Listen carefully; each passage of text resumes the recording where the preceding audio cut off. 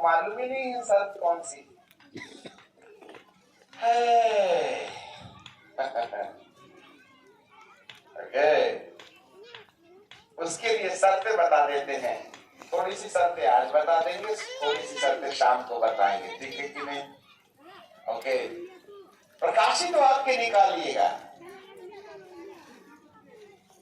प्रकाशित वाक्य निकालिएगा, उसका 21 अध्याय और उसका 27 पद। अच्छा, एक काम करते हैं, मैं 22 से पढ़ूंगा, फिर आप 27 पढ़ना, ठीक है? और मैंने उसमें कोई मंदिर ना देखा, क्योंकि सर्वशक्तिमान प्रभु परमेश्वर और मेमना उसका मंदिर है, और उस नगर में, नए यरूशलेम में, जहां हमको जाना है 1000 साल के राज्य में, और उस नगर में सूर्य चांद के उजाले का प्रयोजन नहीं है, क्योंकि परमेश्वर के तेज से उस नगर में उजाला रहता है, और मेमना उसका दीपक है, और जाति जाति के लोग उसकी ज्योति में चलेंगे। पृथ्वी की राजा अपने अपने तेज का सामान उसमें लाएंगे नए यरूशलेम में, और उसके फाटक दिन को कभी बंद ना होंगे, और रात वहां ना होगी। मतलब ये वाला सूर्य चांद गायब। हमारे पीछे बोलिए, उसके फाटक दिन को कभी बंद ना होंगे, और रात वहां ना होगी। अरे, यदि रात नहीं होगी तो बोले से मतलब क्या है? ये वाले सूरज के डूबने का कार्यक्रम खत्म। वाह, दिन ही दिन रहेगा 1000 साल तक, रात वहां तो तुम सोगे वगैरह नहीं, क्या नहीं बोले? हम तुमको, प्रभु बोलते हैं, ऐसा वाला शरीर दे देंगे कि तुमको सोने की जरूरत पड़ेगी नहीं। इसलिए ये वाले शरीर को विश्राम देने के लिए तो घर भी लगता ना, और नींद भी लगती ना। नींद हमारा रिचार्जिंग पॉइंट है, परंतु आने वाले दिनों में प्रभु हम सबको ऐसी वाली देह दे देगा कि उसमें डिस्चार्ज हो गई नहीं तो रिचार्ज करने का सवाल ही नहीं उठता है। वाह वाह, वहां रात ना होगी, और लोग जाति जाति के तेज और वैभव का सामान उसमें लाएंगे। हमारे पीछे बोलिए, और उसमें कोई अपवित्र वस्तु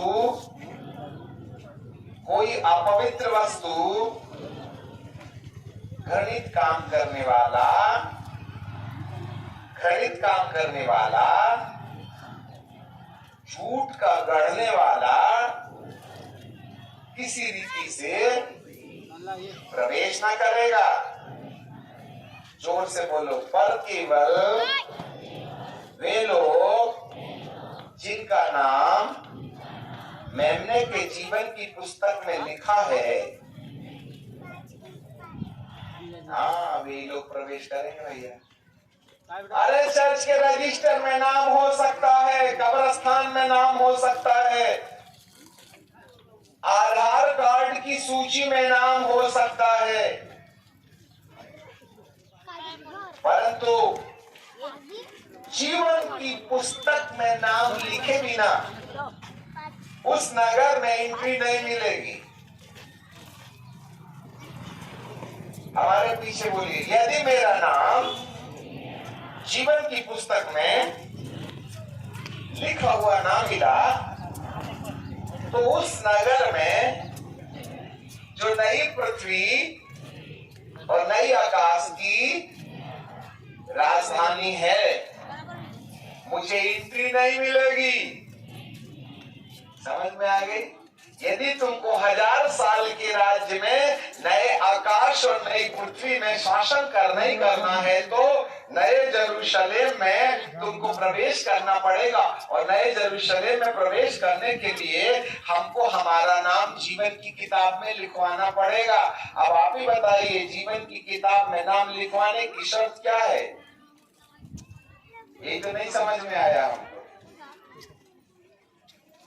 हालेलुया। अब कैसे पता चलेगा हमारा नाम जीवन की किताब में लिखा गया कि नहीं लिखाया गया है? सब लोग ध्यान से सुनिएगा।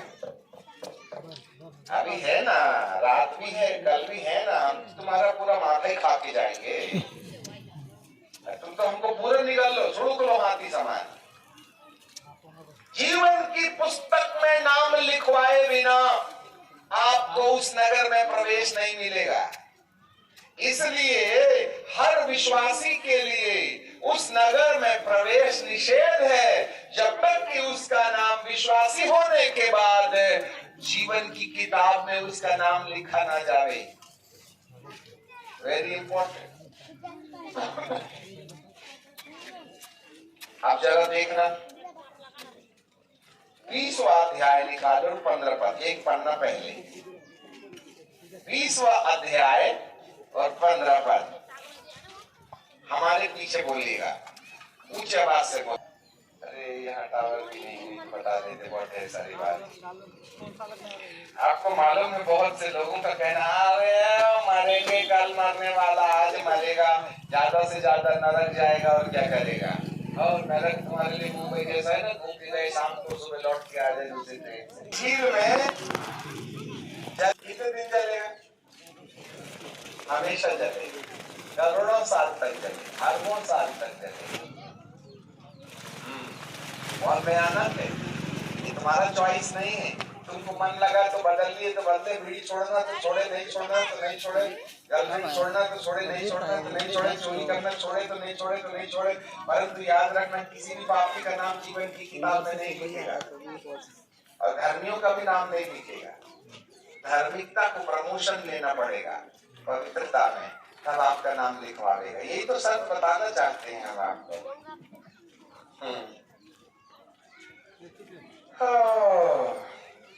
अब जीवन की पुस्तक में नाम लिखवाने का मतलब क्या होता है, एक पद हम और आपको बता देंगे तो थोड़ा जुड़ते थोड़ा समझ में आएगा, तो बहुत मजा आएगा। देखो, धरती में कोई दूसरा प्रचारक आपको इतनी